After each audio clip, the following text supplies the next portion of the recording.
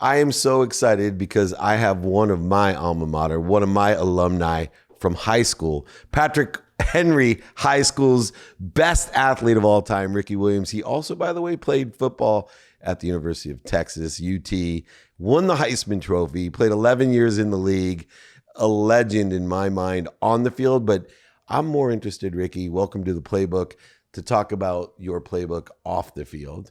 And you can mention maybe how it applied to when you were on the field.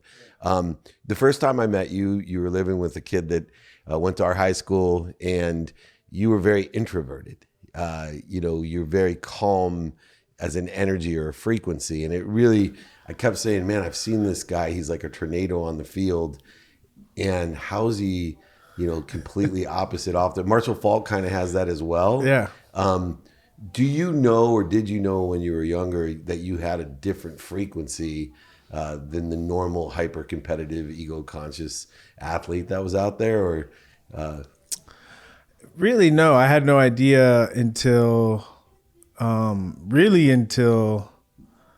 junior year in college, when I won the Doak Walker Award that goes to the best running back in the country. And so I went to, at the time it was in Orlando, the Home Depot College Football Awards. And I was around like football players, the best in college football from around the country. And that was the first time I realized, like, I had that feeling of, I don't feel like I fit in here. There's something different about me. But I think I did a really wonderful job choosing to go to the University of Texas, because it was a place where I felt I could fit in and feel like family and be accepted for who I was. And so I wasn't really aware that I was, that different. And I think, we had a bunch of like-minded individuals on that team. But as I left that cave, that environment, and went out into the real world, that's when I realized, whoa, this is different.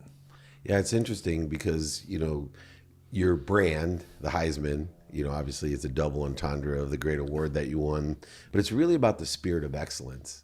And it was blessed to run Leigh Steinberg, as you know, and around the spirit of excellence with not only just athletes, celebrities, entertainers, but billionaires, millionaires, and entrepreneurs that have a different frequency or awareness. That spirit of excellence, is that something that is born into you?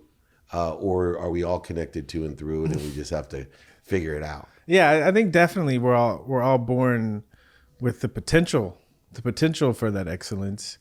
But, it takes some kind of trigger, like anything. It takes some kind of trigger from the environment to really get it started and set it on fire. And I think for me, it was early. I think I grew up in a very religious family. And so we were in church 2, sometimes 3 times a week. And I remember being fascinated sitting in church, listening to the preacher or the Sunday school teacher specifically tell stories about Jesus. And to me, that was my first example of that spark of greatness. And I think what stuck with me at that early age is that greatness is not about what I can do for me. Right? It's not a selfish thing. If it is about me, it's about being a light that shines and helps other people. And that's something that has always been at the core of me and driving me to be successful in everything that I've done. And there's an attitude of non-conforming. I feel as if in society that when we don't have courage, we conform. Meaning when we don't learn to love ourselves or look within and be a part of everything, that we end up just conforming and not really utilizing that spirit of excellence like you have found in Jesus or whoever else. Well, it's interesting because the idea of conforming, I think the way we're built, because in order to get the love of our parents, we have to start conforming really, really, really early. And so I think it's people that really are seeking greatness, right? We all start out conforming, and then we realize if we conform, we're not going to be great. And so the lack of conformity comes from there's a stronger drive to manifest that excellence than there is to fit in. And if that happens, you're always going to create a nonconformist. And, I've studied Kabbalah, I've studied the Course in Miracles, still do 6 straight years every single day to try to understand the technology of the universe. And you are an astrologist. Yeah. And I've dabbled, but not consider myself an expert. But to me, astrology absolutely is based off of the mathematics and technology of the universe. Yeah. And, whether it's defined in that manner or not, what's the lesson that you've taken away? Because so many people today don't study astrology. Yeah. A lot of people may look at it and believe in it, but you actually are an astrologist. Yes, real, yeah. Yeah. So what I take away is that the universe, the divine plan, God, whatever you want to call it, is real. It's real. And anyone that really spends some time understanding astrology, astrologos, the language of the stars. And if you think about it, and when people, even if we're just, speaking, small talk and we talk about God, right? Or even if we go back in time and we think about God, everyone looks up, right? Right. So what I found is astrology really is learning to speak to hear the divine plan, to hear. It gives you the ability to hear and understand the voice of God. I mean, we have to do a lot of work on ourselves to purify ourselves so that we can interpret the information, but it's there. And as I grow in life and in wisdom, and I come back and I look at my chart or my wife's chart or my kids' charts, I see deeper patterns, because as I become more subtle in the way that I live and the way I perceive, it allows me to perceive more subtle patterns. And patterns, I agree, consciously, subconsciously, and unconsciously, in the quantum, patterns are so difficult to understand, and astrology allows us to really see patterns of that quantum being, which intrigues me. Obviously, not going too deep for the audience, but one thing that intrigues me as well is in the nonconformity that you've always been a medical marijuana guy, obviously one of the first guys in weed maps and Heisman and understanding Ayurvedic medicine, natural. And one of the big things that I see is we've gone from, our feeding, whether it be smoking or eating or whatever, is we're taking in dis-ease. Yeah. And you're all about ease. Yes. And getting rid of the dis, yes. getting rid of the interference. Yeah. You took a pretty big stand when I was running Leigh Steinberg, in fact. And, as a nonconformist, you put your, financial future at jeopardy for what you believe in. How did astrology affect your opinion of, what you felt is a natural way to put yourself at ease, which now, by the way, the NFL supports and Major League Baseball supports. And things are changing. So from an astrological perspective, again, we look at patterns and try to understand these larger movements. And I don't want to get too deep, but the planet Neptune. So astrology is a language. So the way it works is everything that we can experience in the world has to have some kind of label or title so that we can talk about it. Right? That's a language. And so cannabis, all entheogens, psychedelics, they all are in a category that in astrology we say is ruled by Neptune or Pisces. And so these frequencies are negative frequencies that allow us to be receptive to receiving subtle information, to be more aware of subtle energies. And it's really simple, right? If we all got really, really quiet and did like a brief 5-minute meditation, okay, and it got really still, okay? Whether it was we'd start to notice our own thoughts more, we might even start to notice some fantasies and daydreams that we have, right? We might even notice some sounds, right? That kind of receptivity is really what it's about. Or you have a couple of drinks, okay? Or you're in the middle of an ayahuasca ceremony, or you're consuming cannabis, where you go to that space where you're more receptive to subtle energies, okay? It's the same state. I mean, meditation is ruled by Neptune and Pisces, okay? So Neptune is moving through the sign of Pisces, and it's been there since 2010. It'll be there till 2024. And so what it's saying is the universe needs to chill out, right? And what we've seen in this time, and I think what we're going to see before Neptune leaves Pisces, is we're going to see the regulation and legalization of cannabis. We're going to see mushrooms. We're going to see other entheogens, because it's like the world, and there's so much going on in the world. And I think the message is, if we don't learn to connect to spirit or to some more subtle form of wisdom, we're going to be in trouble. And so we're seeing these opportunities for us as humankind to have a better relationship with these substances. Yeah, and the pandemic may have been seen as part of that programmatic plan as well. One of the beliefs that changed my life, so I started after I left Patrick Henry in a very conformist way, going to law school, all about the dollar, running Samsung's phone division, then Leigh Steinberg, and then I had a transformation. I had a quantum shift in my life, which ended up, fortunately I lost everything and then made it back a different way. Money had a different energy in my life, but it was based off of one simple thing that I'd be curious for you is, my life didn't really take on its purpose until I realized, one, which you've already stated, there's something bigger than me. Yeah. That's all-knowing, omniscient, and all-powerful. But the second thing I want to ask you about is so important, that I believe that there's something bigger than me that knows everything, is omniscient and all-powerful, and it loves me as much as I love my own kids. I have 4 of them. And that faith, whether it's non-religious, non-spiritual, non-philosophical, but that faith, majority of the time that I live, has changed my life because it's shifted all activity and all perception. Do you believe that the omniscient, all-powerful has relationship to us? And if so, what is that relationship? Is it one of love? Is it just one of science? So definitely there's a relationship. And I think, as far as the functional part of that relationship, it has everything to do with our relationship to it. It's like I have a sister, and again, we all grew up in the church, and she had a really tragic experience of losing a child. And she went through this dark night of the soul where, for her, like, that energy let her down. And so the love, whatever we want to say is there, she wasn't receptive to it. So the functional effect of that relationship was that God was not on her side, and so that's what she experienced. Me, on the other hand, like I will live and die by my faith, because my belief is the only shot we got. We got to believe in something.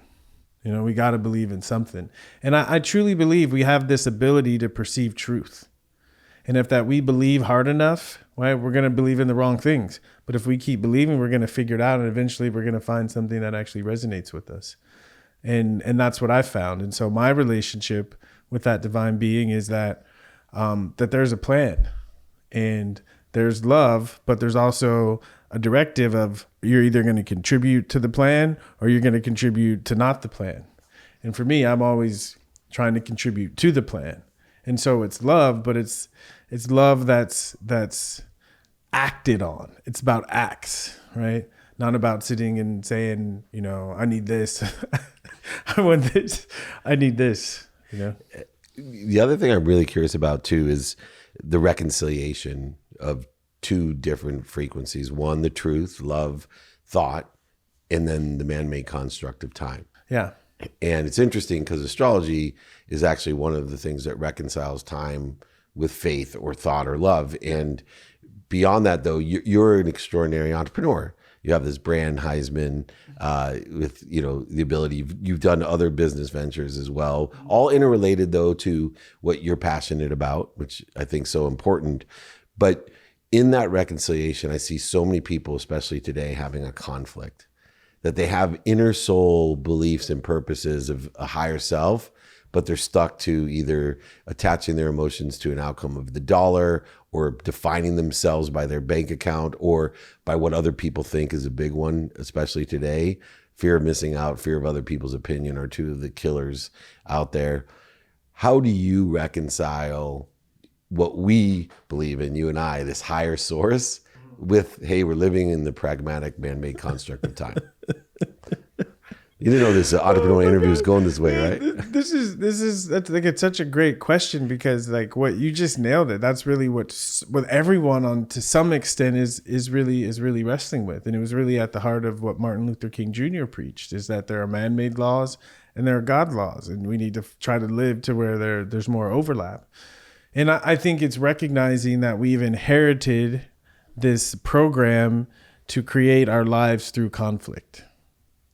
Right. It's almost like if we don't have something that we're complaining about or something that's not right, we don't know what we're doing. We don't know what to do. Tao, man. Right. Exactly. Like we don't know how to create from space. We always have to create from tension and conflict. And even the way that we're raised, right? One of the first words that a kid learns is no. Right. And so you learn, right? What you're learning is I have these urges that I'm going to get punished if I don't find a way to deal with them. And so that creates conflict inside of us. And I think that's part of the conditioning process. But I think as we start to become conscious adults, we have to realize there needs to be a deconditioning and a reconditioning process. And I've prioritized my reconditioning process is that I'm no longer going to create through conflict. So I had a conversation with my son. He's a sophomore at the University of Oregon. And he sent me a text and he says, I have a conflict. He says, I'm in school and I'd rather be doing art than going to class. What do I do? And I said, why don't you study art? Very Wayne Dyer of you, by the way. His daughter wanted to drop out of Miami because she liked music. Yeah. And he's like, okay. Yeah. So I was like, why don't you study art? And then he was like, I said, you don't, because it seemed like he went straight for the conflict. And I was like, you don't have to create from conflict. You can say, okay, there's this and this. Instead of how do I get this and still get this? It's how do I have both? Right? How can I bring these two things together? It's so funny you say that because I do a lot of executive coaching with some very high level executives who are well known. And so many times they come to me with what they think is a struggle or a conflict, right? And they'll say, Dave, what do I do? Either this or this. I said, the first thing you should do is get in the habit of asking, how can I do both? Yes. Yep. That's the first step because that resolves, as the Tao says, right? This idea of judgment and condition that is not real. Yeah. And so many people make it so real and then actually make it their resistance as well. Yeah. The amount of energy people invest into it's mind-boggling. What's nice about much older than you even is that I love looking back in my own life and looking to see how much time, emotion, energy, value, and money. So I live at speed. So I believe the speed in which I can get back to center, get back to neutral. I have a friend who I went to college with, Trevor Moad, who was Russell Wilson's mindset coach, but he was all about neutrality. Yeah. And it took me years to understand that you can be too high and too low, not just too low. Yeah. And that neutrality, that center. You said something about quiet, and I've been meditating for 16 years, and the first time someone told me meditate, I'm like, are you kidding me? I'm a multimillionaire. Why would I meditate? I don't have time to meditate. Now I can't live without the practice of being quiet. As an athlete, especially running backs, there's a certain vision that you exist that are outside of, the optics of our eyes. And I always say there's a key indication of a great running back or a punt returner they can see things, but quarterbacks do sometimes. They see things behind them, and it would almost be physically impossible knowing what the characteristics of the eyes are for some of the moves that you made on a field. And we can do the same thing in life. Do you believe that awareness is different than vision? And how do we practice our awareness, which will make things simpler in our lives to be at peace? That's an interesting question. I do. When I think of awareness, I think about when people term the unconscious, because I think of awareness as what we have the capacity to be aware of, but what we actually choose to allow into consciousness or objective consciousness is more of what I think about is about our vision. And so I think awareness is really the respect for there's a lot of things that we're not aware of, and to keep the space open so that information can show up. And so I had a mentor, and he would always remind me of the hole in the hole, right? That there's always going to be a mystery. and to leave space for that mystery. And I think that awareness allows us to encompass all that we are. Because I think, they say what only 15% of the iceberg is above the water. Right? We're so much more, and awareness allows us to step into and expand into that moreness. Yeah, in that conflict that we have is just being able to, deal with infinity, to deal with limitlessness. Yeah. And I think the more we get into this social media, people don't understand the size, scope, and scale of the connectedness just of human beings. Yeah. And we're starting to realize that because we're accessible to each other for the first time, where it's not just, San Carlos, California with 300,000 people and, that's your world. It's now, you don't know where and who and how, but we're all connected. Yeah. And I remember when I first started becoming active on Twitter, and I was playing around with being a nonconformist, of just being more authentic, and I could feel the impact of when I would push the send button on that tweet, and knowing that it was going out to so many people, that some idea in my head was being broadcast to so many people, and that what we don't realize is, our unconscious takes on records everything we experience, even if our consciousness can't understand it. And so when we put something out into the world, information, it's going in there. It's planting seeds. They might not bloom for a long time, but putting truth, at least as we experience it out there, is cool. It's awesome. Yeah. I'm sure that most people haven't seen Ricky Williams in this side of it, but this is what I most respect about you and have for years, and most proud.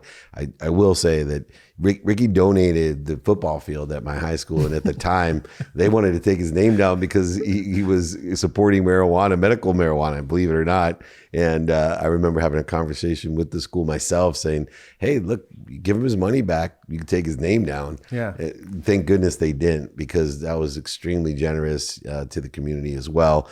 Well, you are the spirit of excellence. You may have won the Heisman, the founder of Heisman, but you are a amazing spiritual being having a human existence and experience here with us, and love to do more with you, share that wisdom, because more people need to hear. I know people look up to you for your athletic ability, but I think there's far, far more they can learn than just watching you play football for years. It's an incredible enlightenment being here with you. Thank you so much, Ricky. Oh, this was great. And I think all my years playing football really prepared me for my spiritual life. I remember I was in India taking my first yoga teacher's training course. And we were up at 6, morning meditation, an hour and a half of yoga, class all day, yoga in the afternoon. I was like, this is training camp. And literally, like everyone else, like training camp was complaining about the schedule. And I was like, I was trained for this. Yeah. That definite adherence and consistent, persistent behavior.